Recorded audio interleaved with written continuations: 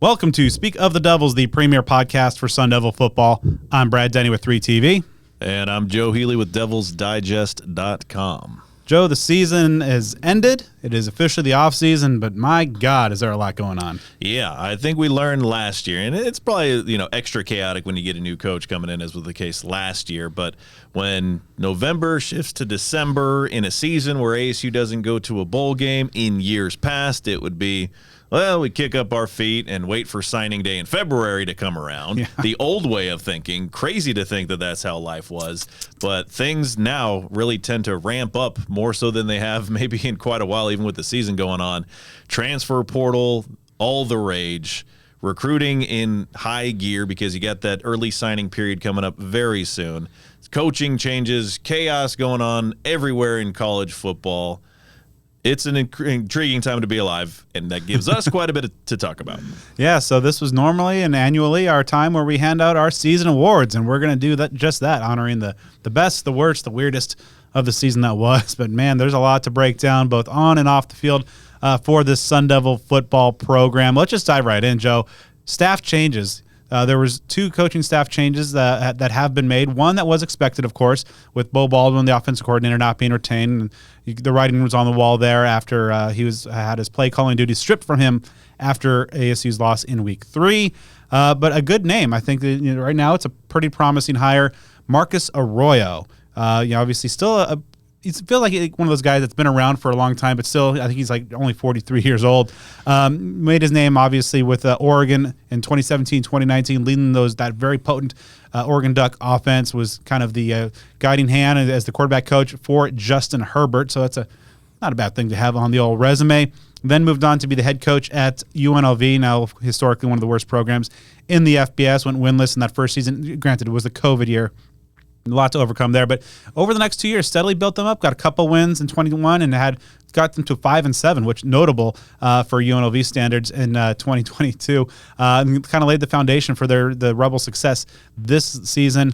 It started at San Jose State as a GA in 2003 and made his way up. Also had a stint with the Tampa Bay Buccaneers on the way up. So a good name, a good offensive mind, and a good mentor as an OC and quarterback coach. Yeah, he's one of those guys kind of best of both worlds when it comes to youth and experience. He's 43 now, he'll be 44 at the beginning of next calendar year, but he got right into coaching.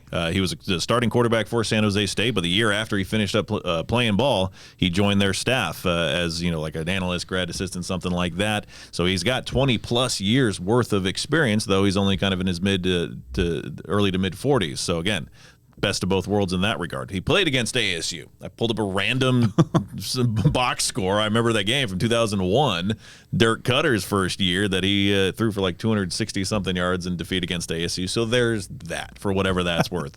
A handful of stops. He spent quite a bit of time at San Jose State, his alma mater, a little bit of time at Wyoming. Shout out to Ralph there. A couple years at Cal, as you mentioned, with the Buccaneers, Oklahoma State. And then Oregon is really where he got his momentum, working with Justin Herbert and some high-profile offenses that he mentored there. Got that head coaching experience at UNLV, has been out of the game for, I guess, just this past year, at least the college level. So, yeah, for me, this is a great hire. It's a known commodity, someone that has a reputation, a lot of experience. And what's very important is when it comes to recruiting, at least, the high school recruiting, junior college recruiting, you have clearly a very heavy emphasis on the state of Arizona, also a heavy emphasis on the state of Texas, and both those are very smart to do. But a lot of folks have been saying, okay, where's California in this exchange? Mm-hmm. And that's something that I think that this brings to you, because obviously he's from Sacramento. He went to San Jose State. He has coached at various stops along the West Coast in the state of California, Oregon, and even obviously Nevada is in that general area as well. So there are a lot of connections that I'm sure that he has. So you would imagine that from the recruiting perspective, he can add a tremendous amount of value there. And then from the coaching perspective, that's a big deal as well. He can work with ASU's quarterbacks, because not only is the offensive coordinator, because not every offensive coordinator is innately going to be the quarterback coach. I know that it's often the case, but not always. So when you bring that in, obviously that was going to happen. But when you got a guy like him that's got high-level assistant and head coaching experience, to me, I think it's a home run. Yeah, and we thought that Kenny Dillingham was a young college OC, and Arroyo apparently had him beat. I believe he was a 24-year-old OC way back in the day at Prairie View A&M. So that is what the Wikipedia says, so I'm bound to believe it. So that was the one change on the coaching staff that was expected. So ASU has a good offensive coordinator, at least in terms of a lot of the box that you're looking for. Now on the defensive side, not a whole lot of changes were expected, but one notable one was made, and that was made up front. After one season, Vince Amy is out as the defensive line coach, but he's not going to be off the staff. He is staying on within the program, which is good to see. The former ASU defensive lineman in his own right is going to be staying on as an analyst with the program. But the ASU staff, Kenny Dillingham, moved quickly to fill that spot with Dyron Reynolds, most notably the defensive line coach at Michigan State, but then spent several years prior to that at Stanford, has extensive time in the NFL, actually has a Super Bowl ring way back with the Colts when he was a staffer there. Over his college tenure, developed 5 draft picks, including number 3 overall Solomon Thomas, and 2 All-Americans to his credit. Yeah, he's got over a decade of experience at the NFL level, and as you mentioned, several years at Stanford, and during a time when Stanford was playing some pretty dang good ball. And when you think of the Stanford teams, I don't believe he was there under Harbaugh, he was there under Shaw, but they were known for some line play. So when you get the guy that mentored those defensive linemen, I think that's a pretty big deal. And then again, focusing on the West Coast and specifically California when it comes to recruiting, that stint that he had that covered, about 7 or 8 years at Stanford on 2 separate occasions, that's something that helps from recruiting. He also spent some time at Oklahoma. So this is a guy that's been with some major programs, and some of which has been on this side of the country, where, again, if you're wanting to build up that recruiting prowess in the state of California, I think he gives you that. Vince Amy, love the guy to death. Just a wonderful human being, a ton of energy, someone that is massively passionate about Arizona State University. So all the best for him. It's wonderful that he's still involved with the program, and we'll see kind of how that shakes out long term. But Reynolds adds some value to this program. I thought that Vince Amy did a respectable job, quite a good job in this year 1 under Kenny Dillingham, because if you look at like the interior defensive linemen, you got guys like Deshaun Mallory that played very well and improved over the course of the season. And so he obviously has his hands in that as the position coach there. So we'll see how these 2 acquisitions help when it comes to recruiting the West Coast, specifically California. Now, I'm sure they're not brought on just for that purpose, but you would have to hope and even expect that it would allow things to tick up in a positive direction. All right, so now moving on to the recruiting front. Signing day, of course, coming up here on Wednesday, December 20th. ASU's 2024 class has been largely intact. Did lose one member in linebacker Sire Gaines. So it sounds like he might be wanting to play more on the offensive side of the ball, so he decommitted recently. But perhaps more notably, a couple of big additions recently, one figurative and then another kind of big splash because, of course, news always breaks whenever we record. Starting off a couple days ago, ASU got a 2024 3-star offensive line commit, Philvea Saluni from Hawaii. Now, don't expect him to be here, though, even though he's a member of 2024 class. It sounds like he's going to be taking a 2-year LDS mission. So, expect him back on the main line here about 2026. So it's some delayed beef. And you know what? Delayed beef is still good, as long as it's properly maintained, right? Developed over there? Exactly. So it doesn't go, rancid or sour, that sort of thing. So beef is always good. Now, it'd be great to get that immediately. But at that position, it's a little bit more natural for guys to take time to get into the lineup. So that's one that, again, even if it comes down the chutes a couple years from now, still a valuable addition. All right. And so then the big boom, to use kind of the old Todd Graham era term, came down tonight when ASU got a commit from I believe the highest uncommitted running back in the 2024 class nationally, a 4-star prospect out of Seattle. Jason Brown is now a member of ASU's 2024 class. He recently took an official visit to Tempe and apparently liked what he saw very much. And so that's another huge weapon, 5'10", 205-pounder, the number 16 overall running back in the 2024 class, a top 200 or just about a national overall player.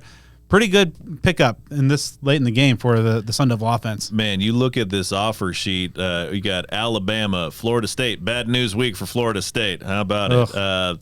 Georgia, Texas, USC, Washington, and Oregon. And you got a guy from Seattle, and you figure if he's in the Pacific Northwest, as a running back, and with these teams in your immediate area, he's from Seattle. Your immediate area or close proximity that are going to the Big Ten. like to run the ball, it's at least in that conference.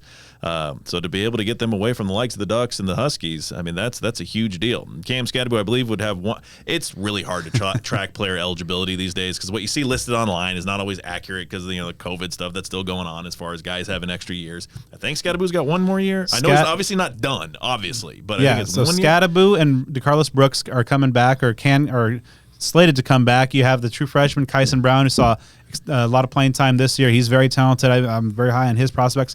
And then you add another Brown, Jason Brown, to the mix. So in the future, have a Brown and Brown backfield. Yeah, I can't say, we got a car dealership as a sponsor, so I won't go Brown and Brown, that whole thing and pitch to, I don't even know if they exist anymore, but yeah, getting old, advertisements in my head. But yeah, to get a 4-star running back, I mean, that's a big deal. And that's somebody that you would imagine if he's coming here, it's coming here with the expectation to compete and to play, right away. And you think that he might be able to do that. Obviously, Cam Scadaboo, an incredible player. Really like what I saw to DeCarlos Brooks. So you'd like to see where you can have multiple guys out there playing at a very high level if you can keep them healthy. Obviously, we're looking months down the road up until next season. But when you get a 4-star skill position player, and we have to kind of use different terminology because we're, the natural inclination is to think about, beating out other teams in the conference like a USC, like a Oregon, like a Washington. Now it's not necessarily that. It's just teams in the same general region of the country, to beat those teams out that are peaking at a high level. I mean, USC can get a lot of guys that they want, with very few exceptions. And with Washington going to the college football playoff, their stock has not been as high as it is now in quite a long time. So again, that's an incredible, outstanding pull from Seattle, and for it to happen this close to the early signing day, usually gives you the thought that it's going to stick and it's not some frivolous thing. So that's a home run once again for Kenny Dillingham and his staff. Adding some quality backfield depth. I mean, you're going to the Big 12, maybe those November games in Manhattan, Kansas, or Cincinnati or something like that. You're going to run the ball in some bad weather. Having the quality depth, as we saw this past year, with Scadaboo's workload, getting dinged up a little bit. Carlos Brooks got banged up a little bit, but you have another very talented back under Sean Aguano with his track record of developing very productive running backs. It's a good sign to have. So that's what's going on, and we'll be, of course, tracking the signing day and the recruiting trail moving up here in the next couple of weeks. Obviously, a lot going on, but right now, Joe, this time of year, we always got to talk about who got snubbed. So right now, or earlier today, the Pac-12 released their all-conference honors, and as expected, not a ton of Sun Devils on there, but only one Sun Devil received first or second team recognition. BJ Green was a second team defensive lineman. That's it. Now, I know I kind of shudder to think what our preseason predictions were like, because I think we all had more than one in terms of Sun Devils in first or second team. That was a prediction category. 4 guys did get honorable mention honors. Offensive lineman Leif Fatanu, defensive lineman Deshaun Mallory, running back Cam Scadaboo, and not as a wide receiver, but as a return specialist, Elijah Badger. Joe, who got snubbed? So I would say, I really like the season that Shamari Simmons has, and I think that at least an honorable mention. I being objective and being realistic about things, I don't know that anyone necessarily got snubbed per se when it comes to like first or second team. If you're thinking about, BJ Green, did he deserve to be a first team? I mean, you've got some really good defensive linemen in the conference, so there just weren't a lot of spots to fill. Prince Dorba is somebody that had the numbers to, deserve that as well as far as an honorable mention. Those are the ones really off the top of my head. I mean, if you're looking at the offense, if you're just kind of going down the list, quarterback just wasn't there. Running back, Scadaboo, he got honorable mention, and maybe he could have. The argument could be there about an all-purpose kind of guy, but you had Vaki from Utah who played both ways, and you have Travis Hunter who's very talented and a very just a known household name that people are going to vote him in. Ironically, those 3 are the finalists for the Paul Horning Award for the most versatile player in the country. Exactly. So and Scadaboo just kind of the odd man out in that regard. Wide receiver, Badger. I guess if we want to split hairs a little bit about the return specialist versus the wide receiver, that might be a conversation. Tight end Conyer still had a good year, but not anything that was really near expectations. Offensive line, you had some guys that played fairly well. You got one representative there in Fautanu. So, yeah, I think, again, the linebackers, you saw good things out of Trey Bounty. You saw good things out of Romney. You had ups and downs from ones like Ro Torrance and that sort of thing. Special teams were pretty chaotic. So if I really had to say anything, it'd be I think Shamari Simmons deserved like an honorable mention there, and Dorba is someone that I think could be on that list as well. But I've seen some in the past where, like, I always remember 2015. Here it is. I thought like Antonio Longino should have been the conference defensive player of the year. And instead, he was like an honorable mention selection. So that was wild to me. And there are like other 22 tackles for loss, right? Yeah, he was a double-digit sacks, 20-plus TFLs. So I will beat that drum until the day I go away from this world.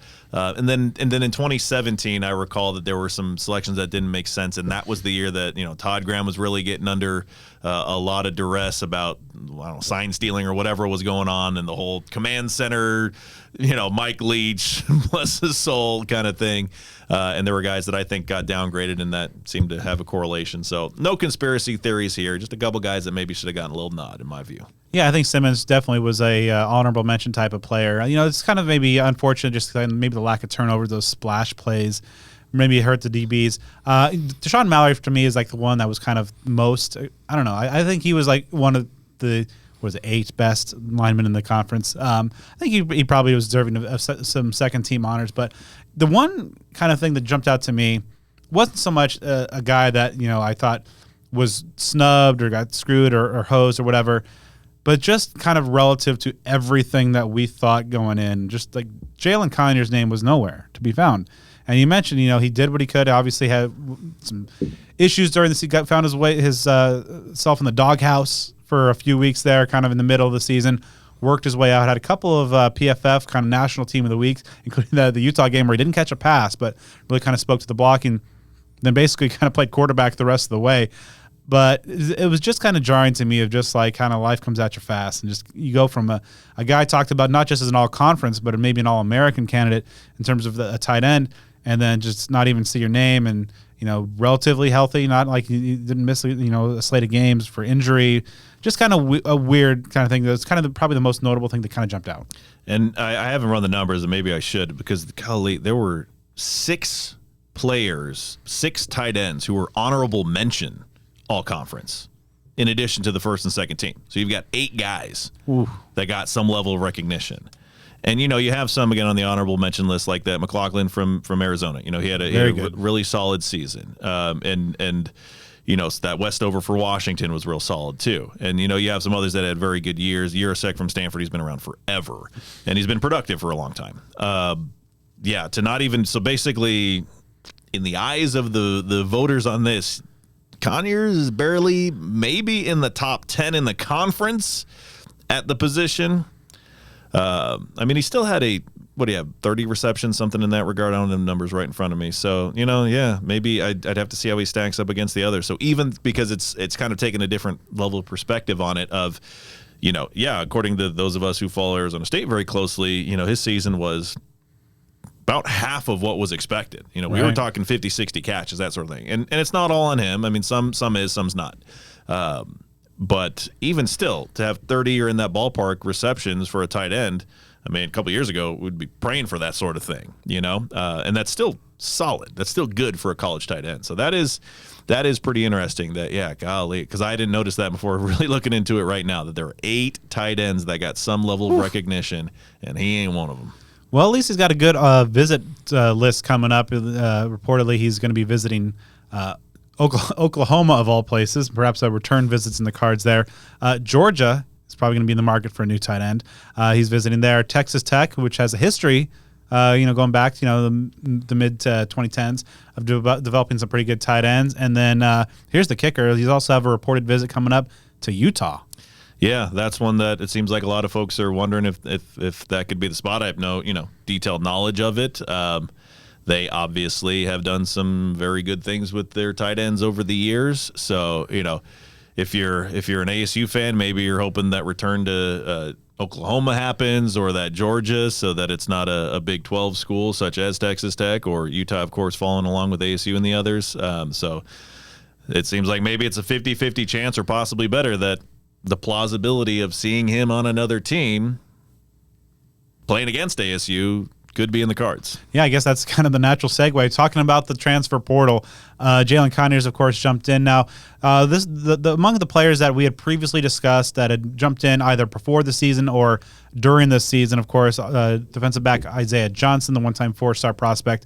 He was kicked off the team in August. He's in the portal. Linebacker Will Schaefer left the team to preserve his red shirt and enter the portal. Isaiah Glass, the left tackle. Of course, we talked about defensive back Sean Russ, one of the true freshmen this year, but just kind of buried down on the depth chart. He's now in the portal. So those are the guys that we had previously discussed on the show already. So there have been 6 that have jumped in. It's obviously we talked right now about Jalen Conyers, but yeah, just kind of disappointing. Just kind of wasn't able to put it all together. It looked like he was maybe kind of working his way back in the good graces of the coaching staff and seemed to be saying the right things, learning from his lessons.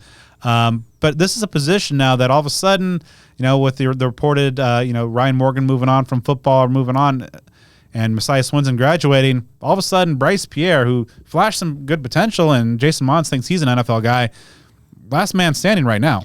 Yeah, he's someone that a lot of folks had pegged as a possibility to be a big-timer next year.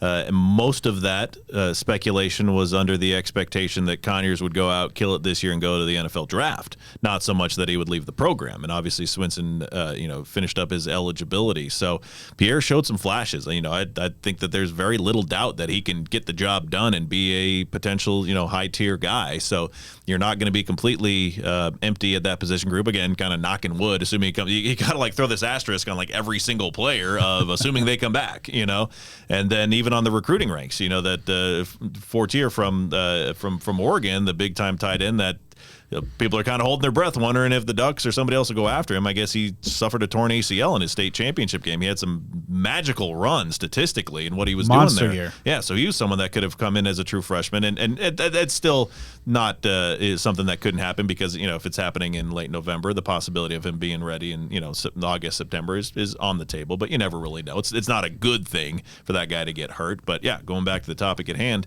this really shoots that up to the top of the chart where Bryce Pierre, hey, this is an opportunity for him to be the guy. So we'll definitely be tracking some portal additions at the tight end spot. Jason Mons got some work to do. So that's obviously now become kind of a big position of need.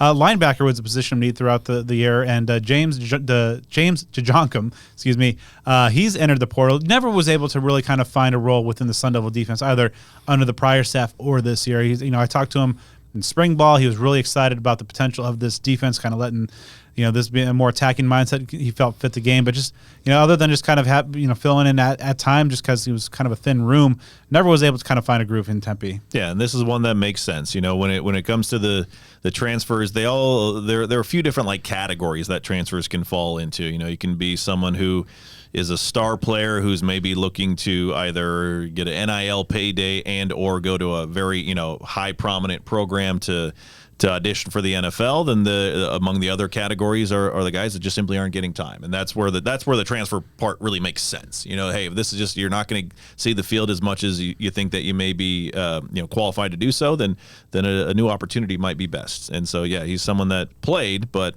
not in a starting role or significant, very consistently meaningful time. So this one makes sense. Yeah. So obviously with the emergence of Tate Romney and Caleb McCullough, and then obviously there's going to be some portal additions as well.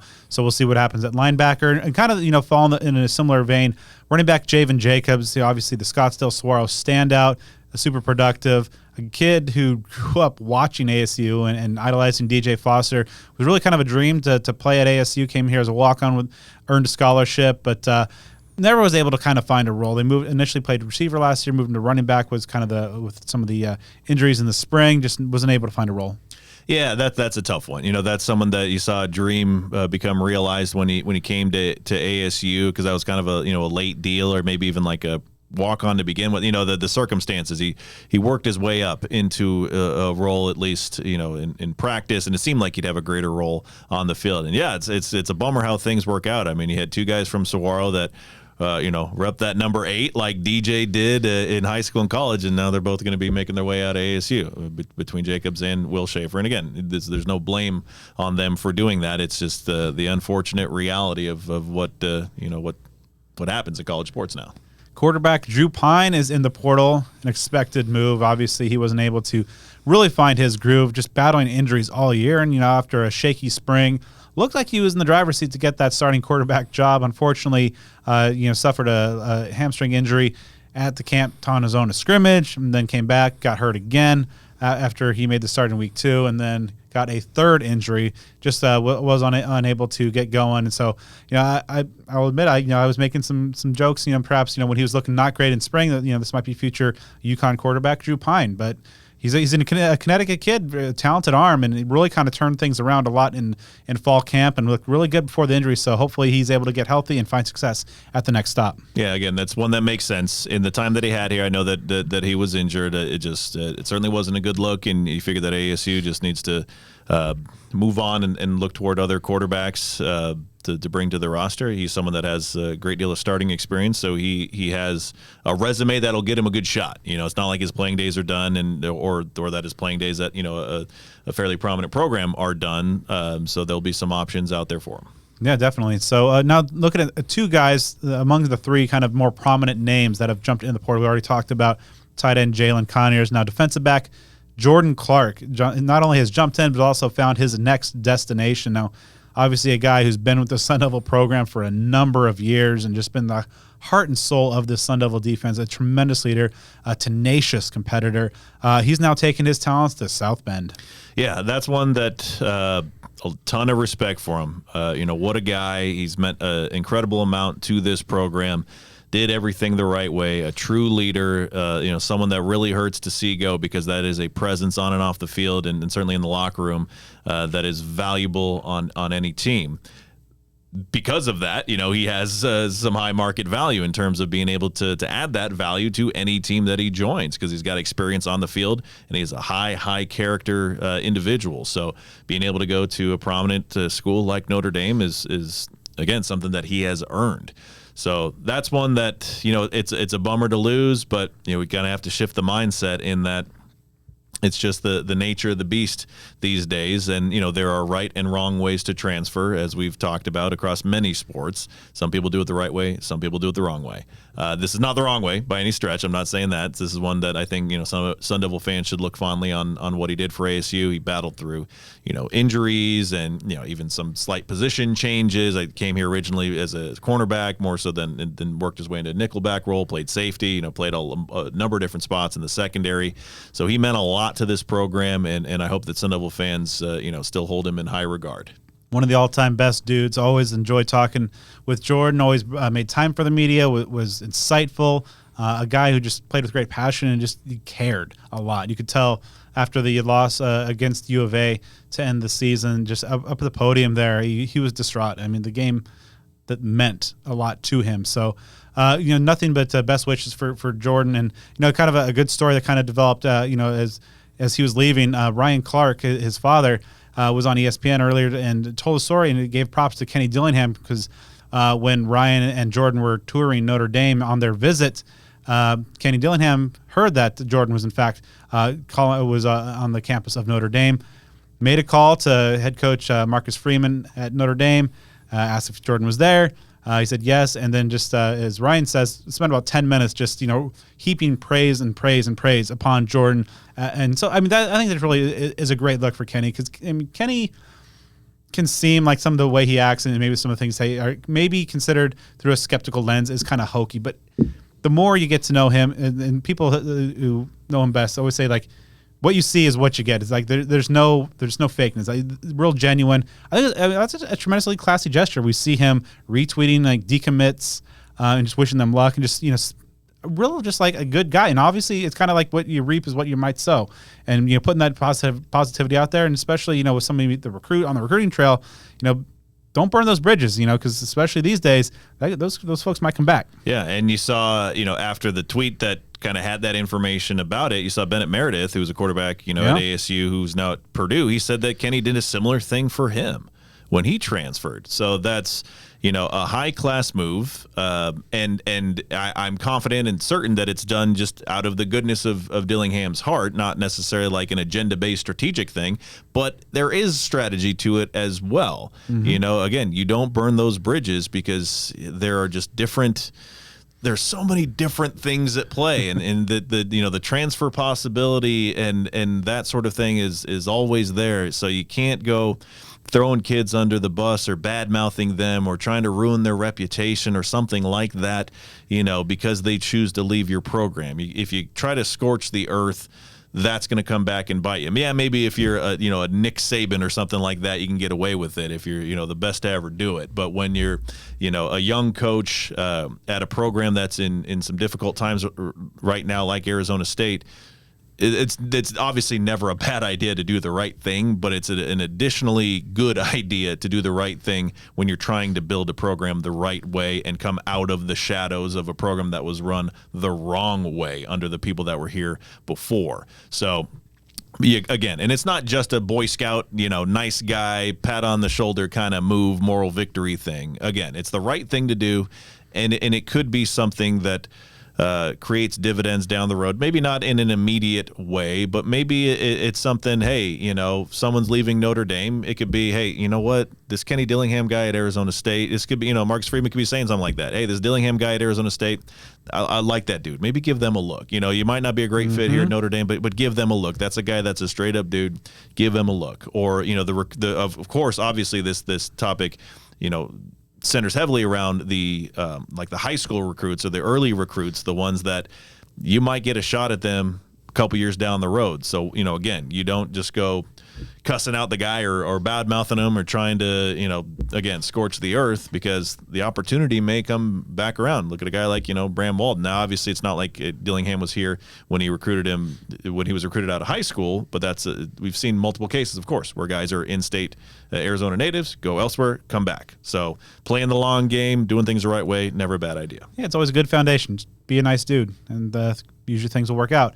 And plus, I've been trying to find, if he was the badmouth Jordan, that's hard to do. Yeah, it's the some of the most meaningful words that have ever been echoed in a cinematic masterpiece.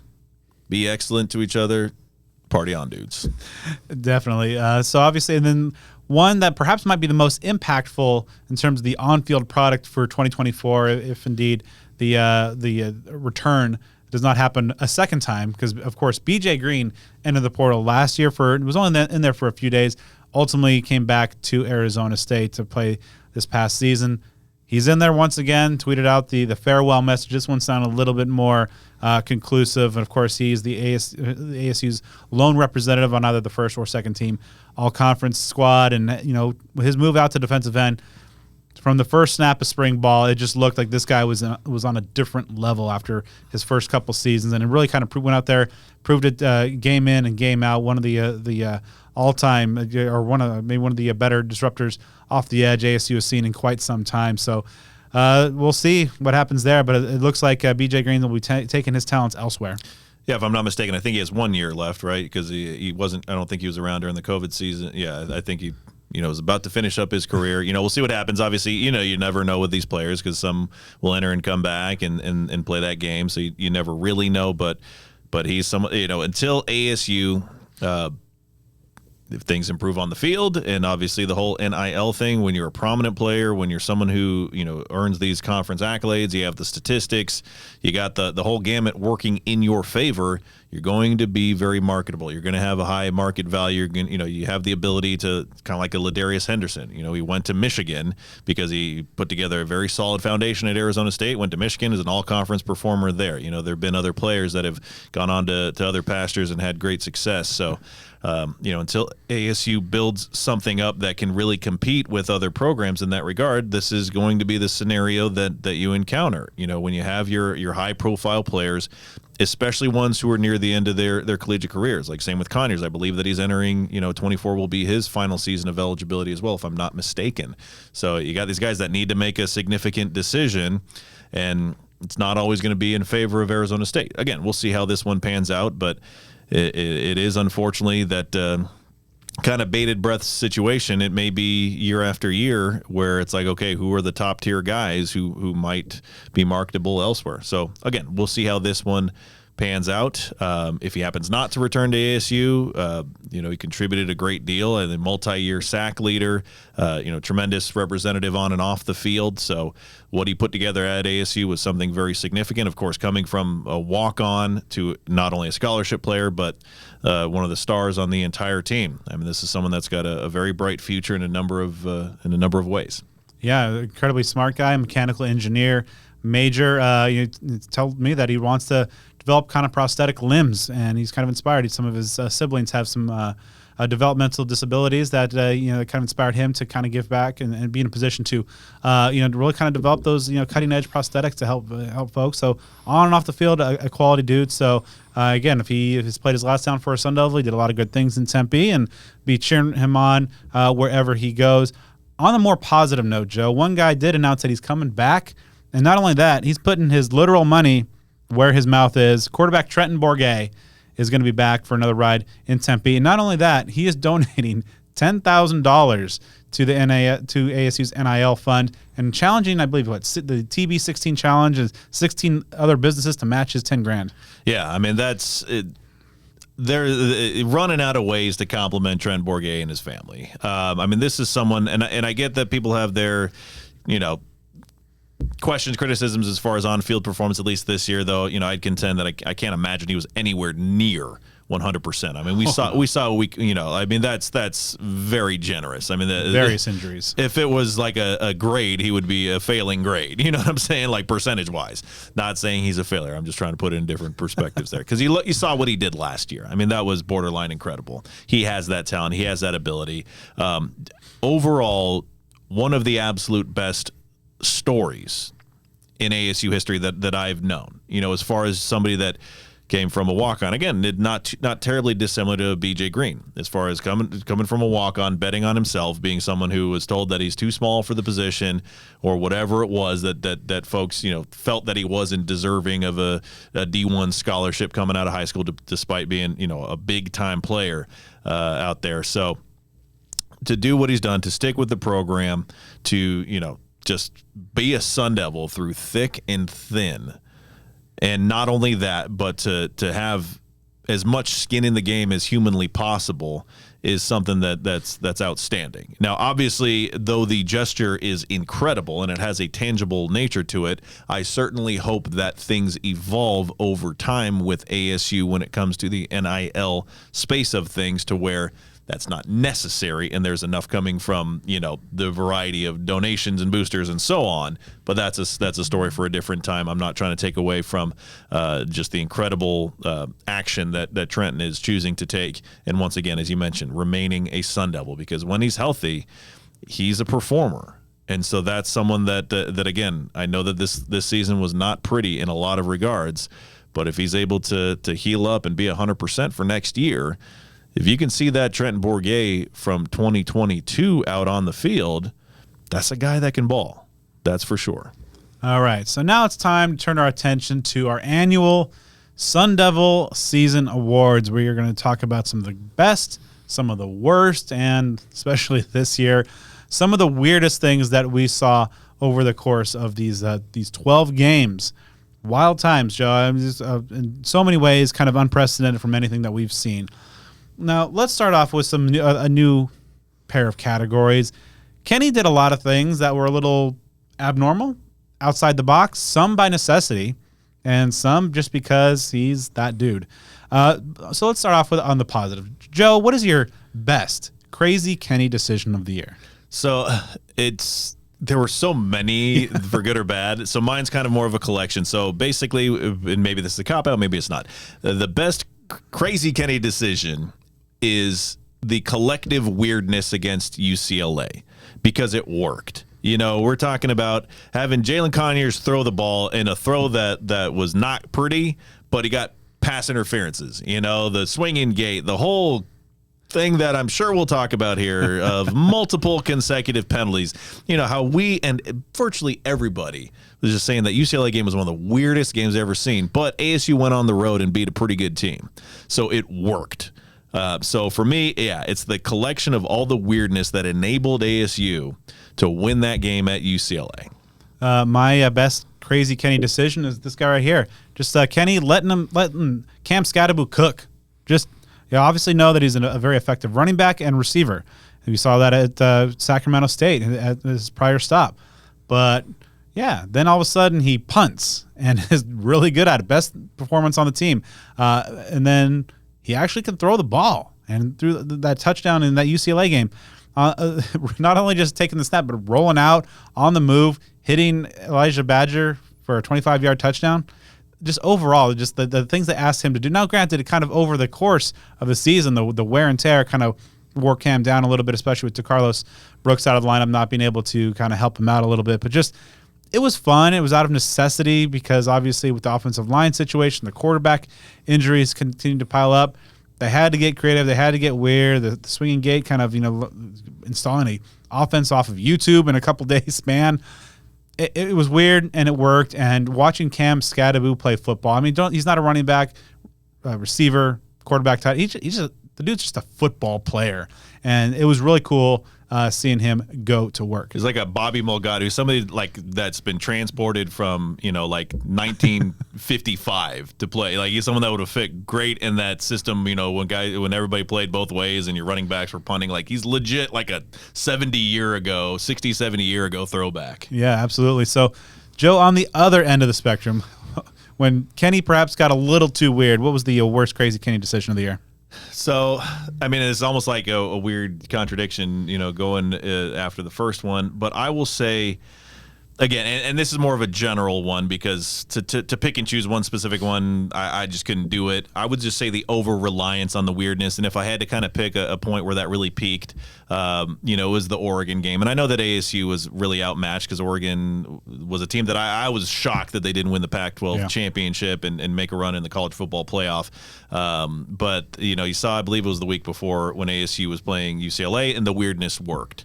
And then you saw it against Oregon. The weirdness did not work. Nothing really worked that game. But, again, you saw the contrast of Cam Scadaboo throwing a dart for a touchdown to Elijah Badger to really seal things against UCLA. And then you saw a really bad interception. So I would say the answer here is just that over-reliance on the weirdness, which I get necessity was a factor here. It's not like Kenny Dillingham, I'm sure, didn't want to do that all the time.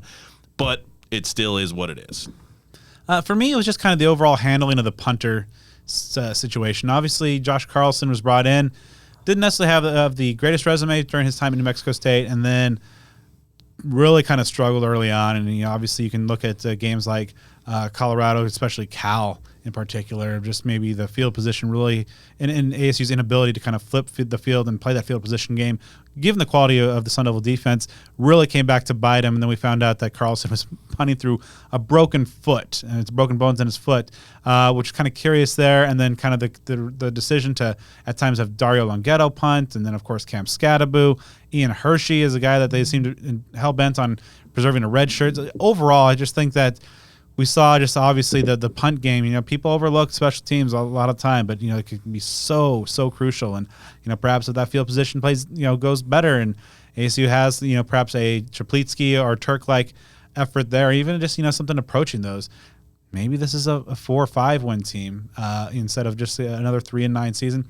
Who's to say? Obviously, kind of born out of necessity with having the guy you brought in punting with a broken foot, but just kind of a capper for that particular year. All right, now we're moving on to the surprises of the year. Joe, what was the worst, the most negative surprise for you this year? So you get hurt playing football, it happens. But the worst surprise for me was just the slew of injuries that happened. And I don't know the numbers as far as missed games. I know we've referred to 2016 and how it was publicized how many games were missed. I mean, when you go through 3 starting quarterbacks, when you have 5 guys start at quarterback, when you have a different offensive line combination every game or something. 11 combos in 12 games. I mean, was there a position group on the roster that wasn't in some part affected by injuries? I mean, you talked about the punter being hurt, which was a legitimate thing. I mean, I just saw Josh Carlson tweeting out medical information and things like that because I think people didn't believe him, and again, various other positions on the roster, just the way that this team was ravaged by injuries in a vastly atypical way. This was not just, wear and tear. It's football. It's a physical game. People get hurt. This was just crazy stuff that, compounded the difficulty of the season because, they're limited talent to begin with, not massively high expectations, the whole self-imposed postseason ban, all those factors, and you throw onto it a vastly unhealthy team physically, in terms of injuries. That was the worst surprise. I mean, it would have been wonderful if you just, have Jaden Rashad or Trent Bourget, whoever it is, starting all 12 games. That happens. Like, it's hard to even, that doesn't seem feasible right now. Oh, my goodness, having a quarterback that's starting every game of the year, could that even be possible? Thinking back to the Manny Wilkins era. Yeah, I know, starting years in succession. So that to me was just because it was the last thing that if you're kind of rewinding back to late August, and you look at this team and even knowing about the postseason ban, what's the one thing that can't happen is to have a lot of injuries. And what did you have? Not only a lot of injuries, but a lot of a lot. All of the injuries. Yeah. For me, the worst surprise of the year was the defensive collapse in the final 2 weeks. Over the first 10 games, ASU's defense had been pretty good, with the Utah game being the exception. I mean, this is a team that went on the road, held the explosive Huskies, a team that's playing for a national championship in the playoff, without an offensive touchdown. This I thought was a legitimately good defense. Not perfect, but especially you saw just they rose to key moments and doing well despite having some really weird kind of turnover luck against them. But just the last 2 games against Oregon and Arizona, this did not look at all like the team and the defense that we had seen over the prior 10 games. It was really kind of shocking, disheartening to see. And a lot of people are pointing to the timing. Brian Hoard gets that 3-year contract extension, then the defense just kind of goes to hell. I believe that was the weekend or the week of the Utah game. But overall, just kind of seeing that defense and the character of the defense in those final 2 games. Now, again, Oregon, they're going to make you look bad, but 6 touchdown passes by Bo Nix in the first half. Even that's excessive. And then, of course, against U of A, still a very quality offense, but I don't think Oregon-level quality. And a rivalry game to boot, that collapse was just really, really disheartening to see. Flipping the script, though, Joe, best surprise of 2023. We've talked about this a couple of times as we've either rehashed the season or chunks of the season, things like that. The best surprise for me was just how this team remained resilient. This team remained bought in and connected. You saw that, I think, really hit a peak in that UCLA game, which of course was at a late stage in the season when a lot of ups and downs had happened already at that point. They lost a lot of games at that point, so there were every excuse in the book for players to be completely checked out. And that was, additionally present because of the weirdness that Kenny Dillingham employed and having, other position players play quarterback and things that, again, if the pieces are falling apart, and you could be a Jalen Conyers or a Cam Scatterman and be like, you're making me play quarterback. Come on, I'm a tight end. Throw me the ball. I'm not throwing the ball. You could have that attitude. That could be the case. So again, for the players to remain bought in, you're not going to have a litany of bright spots in a 3-9 team that had a bowl ban that had injuries and just a lot of things going in a negative direction. So for me, to see the team still have a lot of fire. I know the last 2 games may not have really shown it on the field, but all in all, I believe that buy-in was still there. And in a lot of other circumstances, it could have completely fallen apart. For me, the best surprise in the year was a little more tactical in terms of just the pass rush actually being good. Now, I guess, granted, I just talked about how the defense collapsed near the end of the year, but by and large, this is a pass rush that got after it, that made quarterbacks consistently uncomfortable back there. And the reason it was a surprise, even though you had B.J. Green and Clayton Smith, the former 5-star, Prince Dorbaugh, former 4-star, Brian Ward, a defensive coordinator who's known for that, is during spring and fall practices, the defensive line especially looked really good and the pass rush was good. However, it was kind of with the caveat, this ASU offensive line wasn't really good or was coming along, or there's had a lot of question marks. So just wondering, when the games actually count, they going to be any good? And by and large, they really were. So I thought that was a good part of the Sun Devil defense, a defense that had to carry this team throughout the course of the season. And if they only got a little bit of more offensive help, who knows how the season goes. But I thought by and large, up front, the Sun Devils were pretty good. And I thought overall, a good surprise for the year. Now moving on to something that everybody cares about. Everybody's got an opinion. Joe, uniform combo of the year. I'm less passionate about this topic than a lot of other people, but it's still a cool one. Shout out to the mysterious purveyor of uniformity. At some point, the mystery will be revealed as to who it is that runs that incredible account. I've got some suspicions, some thoughts, some hypotheses, but you know what? We'll just never know. I'm gonna keep it traditional with the Sparky. Even though the game itself was an abject nightmare, but the look in the Territorial Cup game, the rivalry game, and it's pretty consistent. I think it's at the point where that's the look for when that game comes on the schedule. That's something that I dig. I like the look, and I'll go with that. Like to keep it simple sometimes. I really enjoyed that the white helmets made a return after a couple year absence, and I think the look against Fresno State, even though that was kind of a disaster of a game with the 8 turnovers by the offense, but the big Sparky head on the white helmet really popped. I believe it was white helmets and pants and a maroon jersey. Really, really sharp look, especially with the new maroon jerseys this year with the white outline on the number. It just really kind of all tied together really well, so good to see. And also, maybe perhaps they're getting less strict on the reins in terms of being able to do more with Sparky and the Sparky head, which obviously made its debut a season ago against Oklahoma State. So we'll see what is in store up ahead. Now, overall, there's a season full of moments that were both high and low. Start us off, Joe. What's the worst moment of the year? So this, I will allow to. I'll make the executive decision that it counts, even though it technically preceded the season. It was in the week leading up to the season. I think y'all know what I'm talking about here. To me, the worst moment was when that news came through about the self-imposed postseason ban. Slightly less that it happened and more the timing of it, because you didn't know what to expect of the season. Obviously, as the things panned out, they wouldn't. They were multiple wins away from being bowl eligible anyway.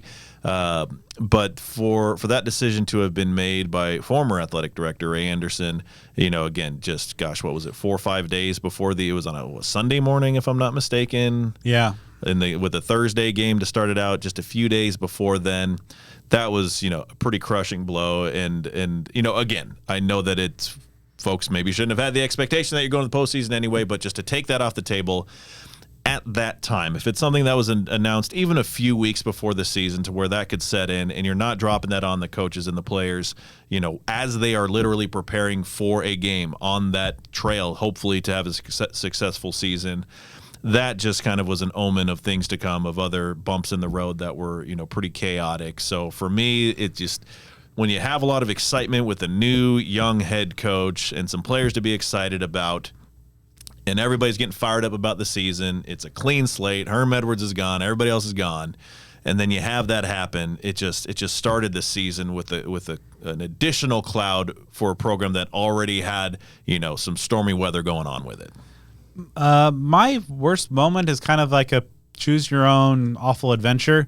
Just pick any of the touchdowns that the Wildcats scored in the first half of the rivalry game, because it was just a nonstop, just like, oh my God. I mean, ASU started off great. I mean, with their first drive of, just running the ball every time, scoring a touchdown, but that was it.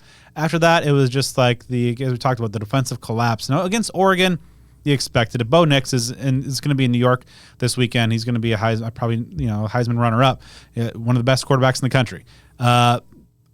To have that performance against U of A was so disheartening to see, and just kind of that defense that had been so good and really held the Huskies in check and had some other good standout performances throughout the year, just getting shredded. No answer whatsoever for Ted McMillan or Jacob Cowling. Just over and over again, the same stuff crossing route.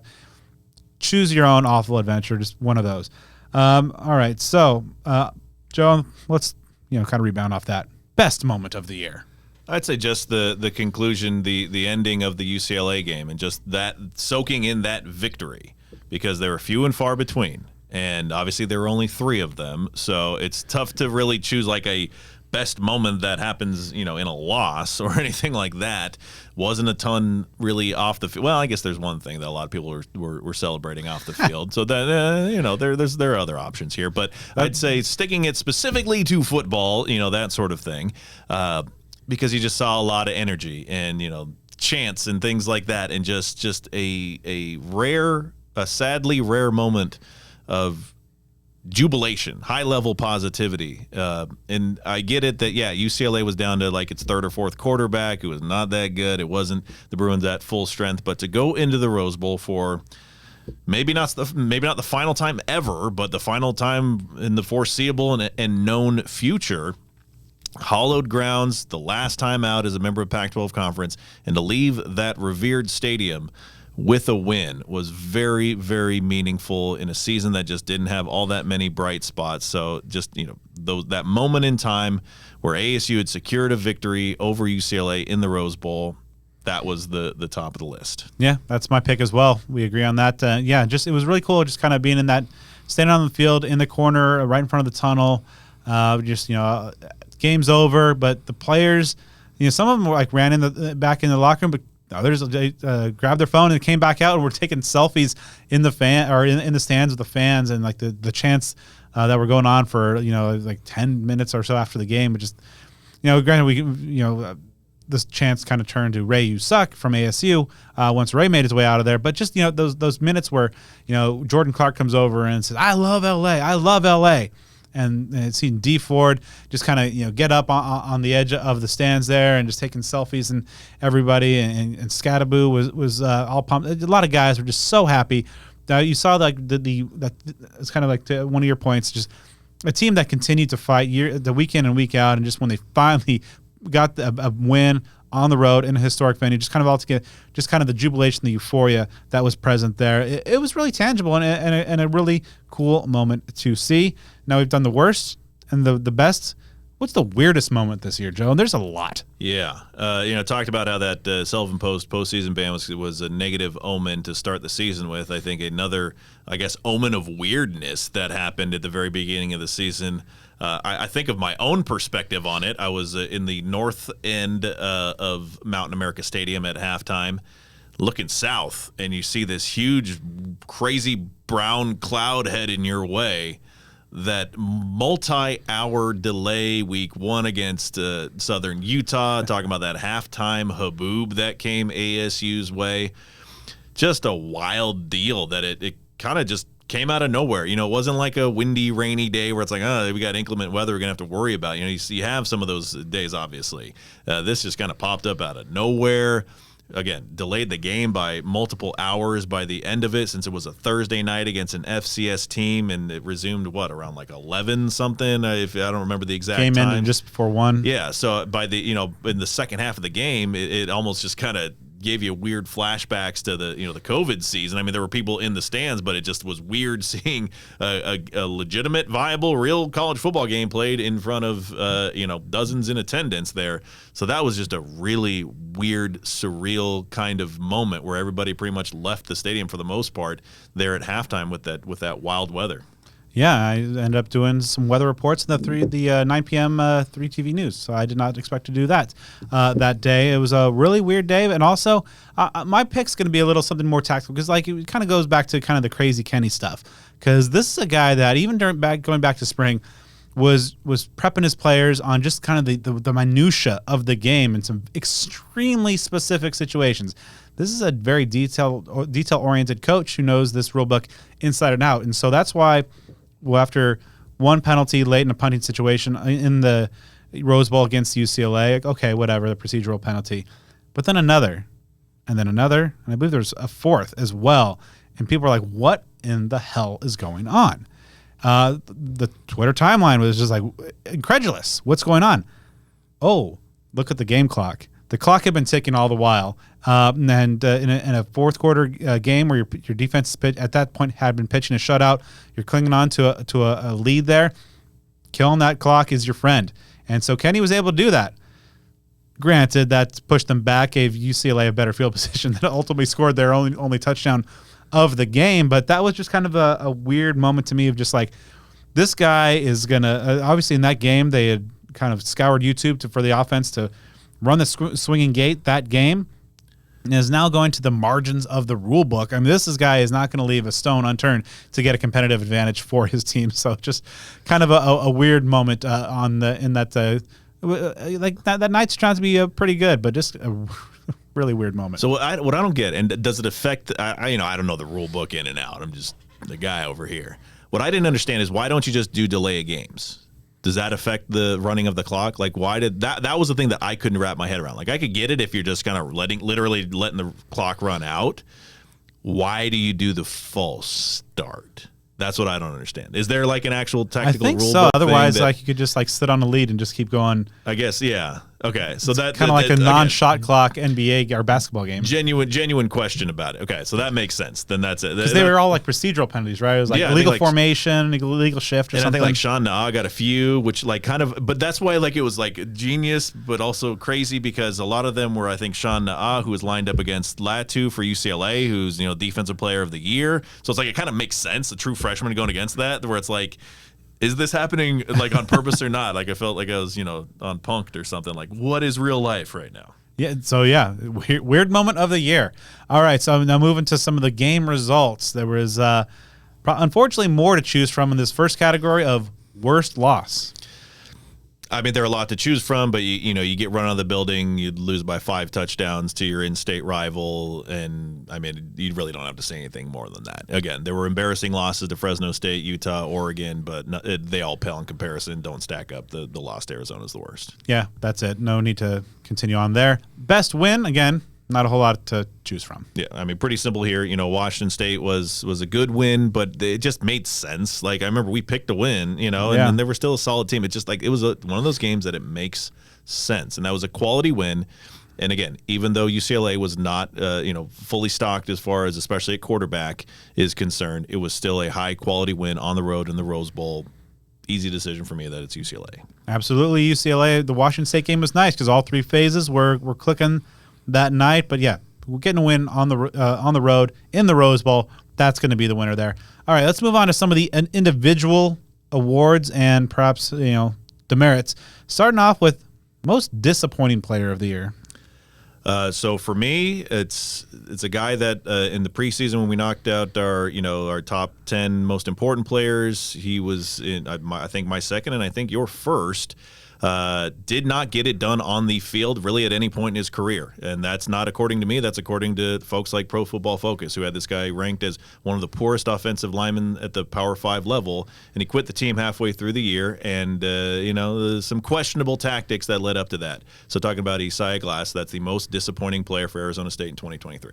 I agree. Yeah, he was my number one, kind of most important. That left tackle spot, just knowing that there was a lot of questions on the offensive line and that this is a guy who was a returning starter, had that up and down kind of year in 2022 and was counting on him to take a big leap forward and just was never able to get there. And then the injury issues and the timeline of coming back and whatever, and then ultimately not coming back and, putting the team in a rough situation where they have to move true freshman guard Sean Nah, all credit to him.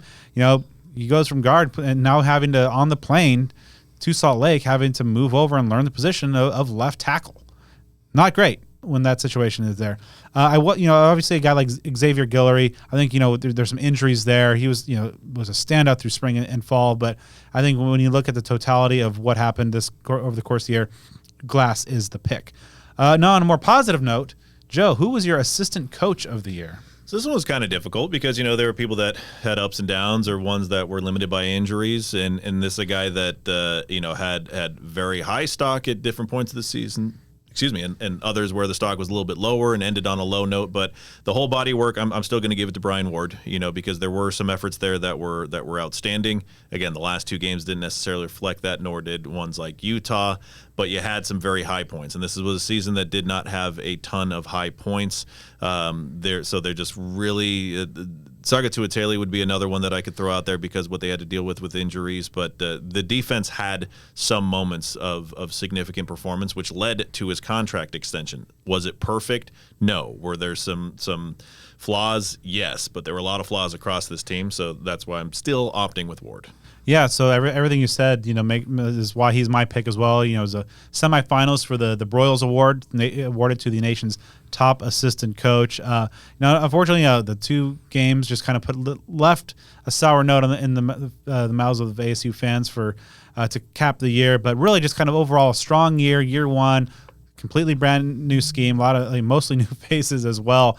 So it was a good first effort there. Just for kind of another shout out to a guy. I think Sean Aguano continues to do great work developing running backs. This kind of thing, it breaks the streak of 1,000-yard rushers that he's overseen in full seasons. But just really the production through a lot of difficulties, through a lot of the offensive line issues, continue to be running back continues to be a strength for this squad. He had over 1,000 all-purpose yards. And if you counted punting yards and that sort of thing, then it's really good. So, all right, so moving on.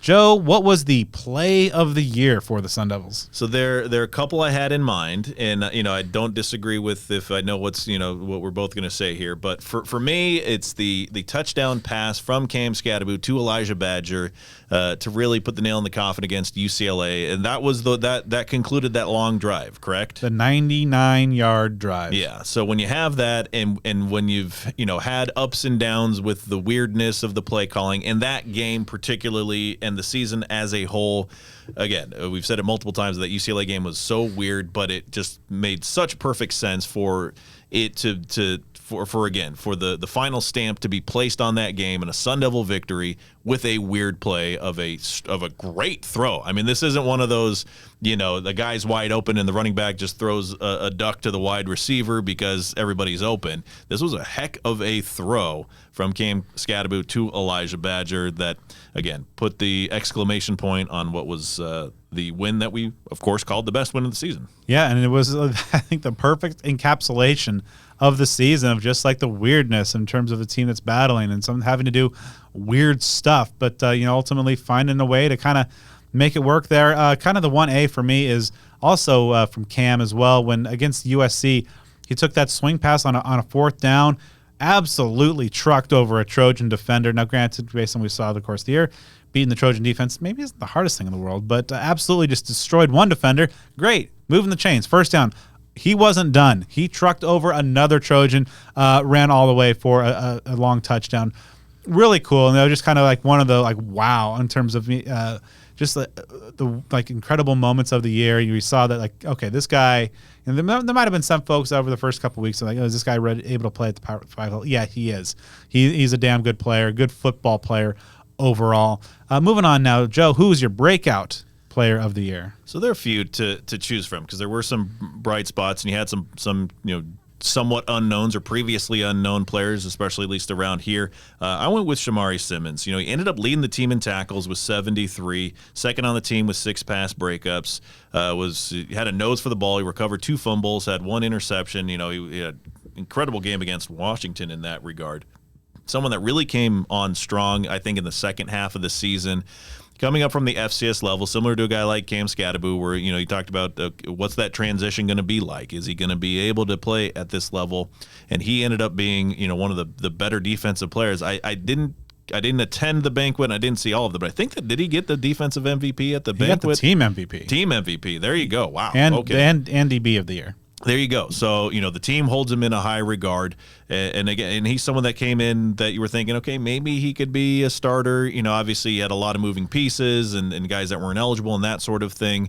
But what he did from game 1 through game 12, or basically what he did from the time he stepped foot on campus and to the end of the season, I think that's a breakout performance that deserves accolades. Absolutely. So I'm going to also give some credit to defensive end Prince Dorbach coming over from Texas and really kind of, being a guy that wasn't expected to be a starter, but, of course, a rotational player with B.J. Green and Clayton Smith being the starters, but a guy that when he got in there just continued to make a ton of plays and ultimately earned a starting job and continued to really be one of the most disruptive edge guys in the conference. Now, unfortunately, got dinged up and had the elbow injury that knocked him out for basically the balance of the last several games of the season.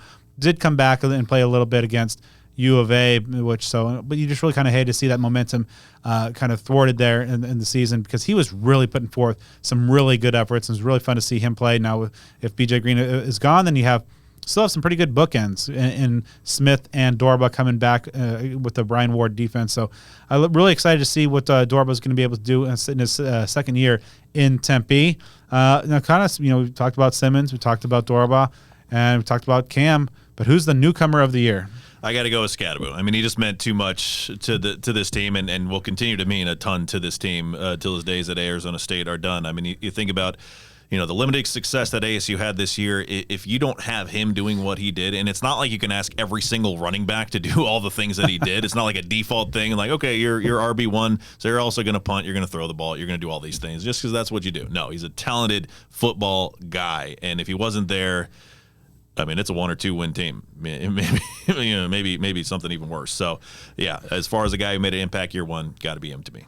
Yeah, I mean, Cam Scadaboo, I think, is the pick. Now, granted, guys like Simmons and Dorba, amongst others, had really strong seasons, but nobody, in our estimation, tops what the impact that Cam had. Switching over now, homegrown player of the year, Joe. So this is a guy that is homegrown, but kind of took the long route to make his way to ASU. And I was looking through it, and it's like, a lot of the guys that were key contributors are not necessarily on the local end of things. You had someone like Trenton Bourget, who was just, hampered by injuries. I went with Joey Ramos, played, I believe, in every single game, which, I mean, that alone, as an offensive lineman for ASU, should get you a crown to wear. But, a tough guy, and obviously, Brad sat down with him not too long ago, and someone that, really made an impact this year in after limited time at Arizona State due to injuries and things like that. So that he's a guy. Tate Romney was one I was looking at as well. If you went offense, defense, that would be my defensive pick, but we're only making one, and Ramos is my selection. Yeah, I think Ramos is the pick as well. Yeah, definitely encourage you guys to check it out. It's on the Speak of the Devils feeds. Awesome just insight into just what he battled through, what the team was able to do, kind of the brotherhood in the trenches. I had a hilarious story about the UCLA defenders just getting so pissed off about what ASU was doing and how they were taunting them.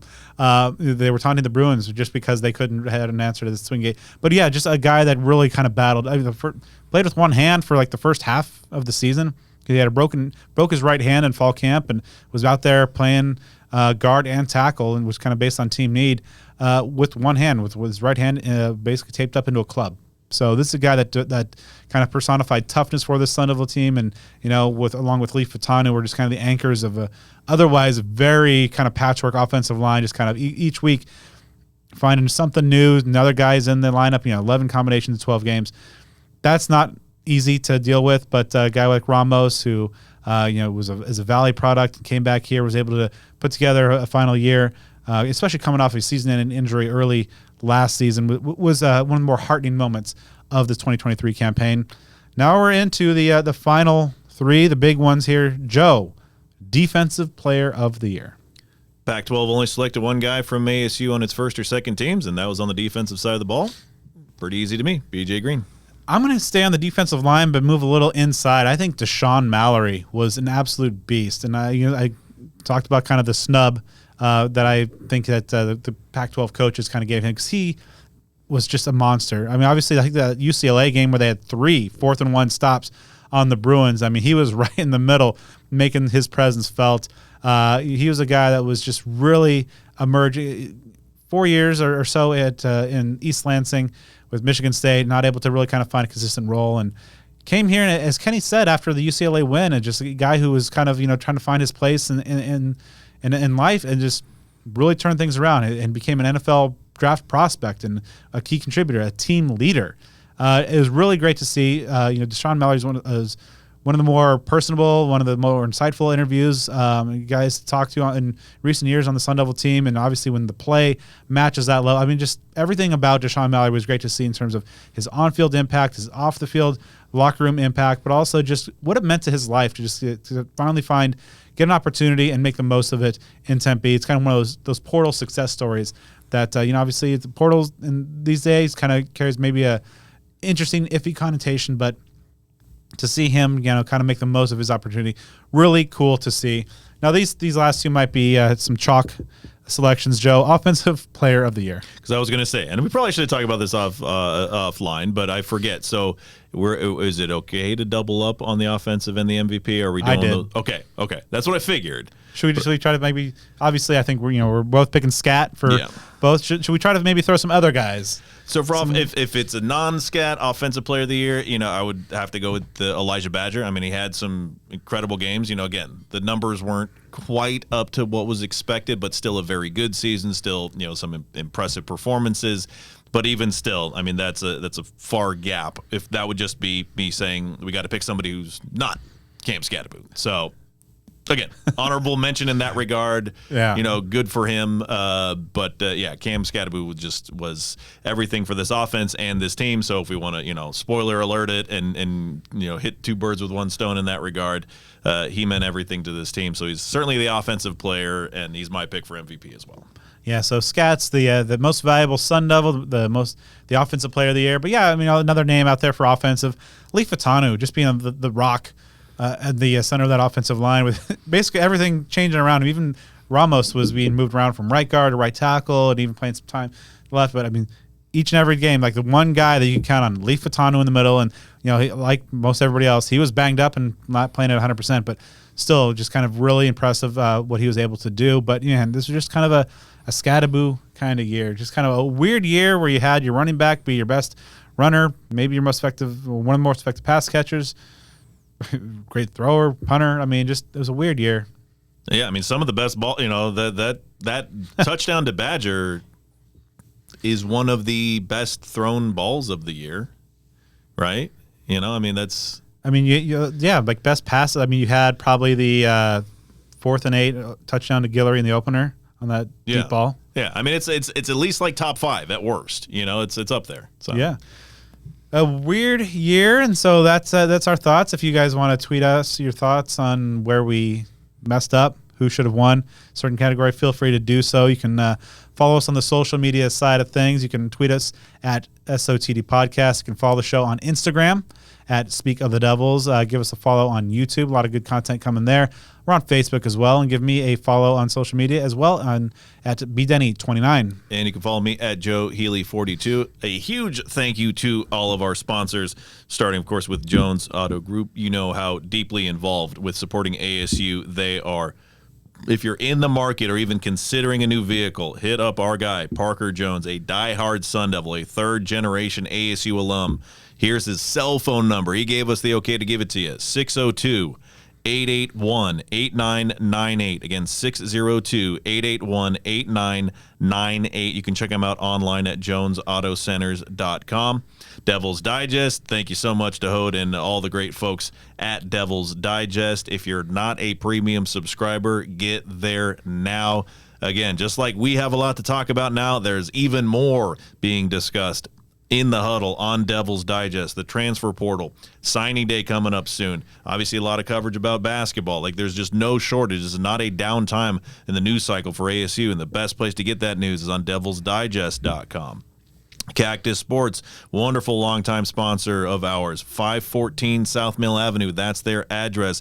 Get to shopping. Not too many shopping days left for these holidays coming up, so get there to cactussports.com. If you want to do your shopping online, they do free domestic ground shipping on orders over $75. Follow them on Twitter, Instagram, and Facebook at Cactus Sports AZ. Huge thank you to our food sponsors, starting with Burrito Express. As you know, you can never miss with anything that you get from BE. They have skin in the game when it comes to NIL deals with Sun Devils, so you know that they give back to the Sun Devil community and ASU athletics. They've got 6 locations across the valley, including one just about a half mile from Mountain America Stadium. They're open from 7 a.m. to 3 p.m. Monday through Friday, with some locations open as early as 6 and 8 to 3 on Saturdays and Sundays. You can check them out online at theburritoexpress.com. You can even order for pickup or delivery there as well. Another huge thank you to our great friends at Spaghetti Shack. You know, they've got that new location that's they're not terribly far from Mountain America Stadium at 922 East Apache Boulevard. That joins their other Tempe location as well as their one in Pine Top. Check out their website and social media. As we've mentioned many times, some newness to their menu. There some new combinations, new options, sauces, proteins, pastas, everything you're looking for in addition to the sandwiches that they've had as well. Some great new stuff in addition to the classics. You can check them out online at thespaghettishack.com, and you can find them on Instagram, TikTok, and Facebook at The Spaghetti Shack, and on Twitter at spaghetti_shack. And of course, a huge thank you to our wonderful friends, Sun Devil Family Charities, a 501c3 nonprofit organization that supports Sun Devils who have financial needs because of medical afflictions that they have encountered. If you want to donate to them, if you want to get involved in any capacity, check them out online at sundevilfamily.org and follow them on Instagram at sundevilfam and on Twitter at sundevil_family. And also be sure to support our good friends at the good brand, homefieldapparel.com. As Joe mentioned, you know, the holidays are coming up and those shipping days are running tight. And there's a lot of amazing stuff. Part of their, you have 25-piece ASU collection plus 180 other schools for all the people on your present list this holiday season. You can also get 15% off your purchase by using offer code SOTD23 at homefieldapparel.com at checkout. So support the good brand. And also, once you're done supporting our amazing sponsors, make sure to drop us a 5-star review on the podcast platform of your choice. Joe and I will be back next week with a couple of friends here in studio as we kind of take a macro view of the season that was and what it means moving forward.